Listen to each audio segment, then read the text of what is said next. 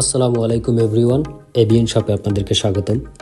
আমাদের এই শপ থেকে সব ধরনের টি শার্ট আপনারা পেয়ে যাবেন।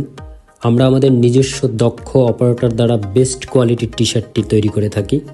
আমরা আমাদের এখান থেকে টি শার্টগুলো পাইকারি খুচরা উভয় দিয়ে থাকি এবং বিভিন্ন অনুষ্ঠানে প্রোগ্রামের জন্য অর্ডার করে আমাদের কাছ থেকে আপনি টি শার্ট নিতে পারেন।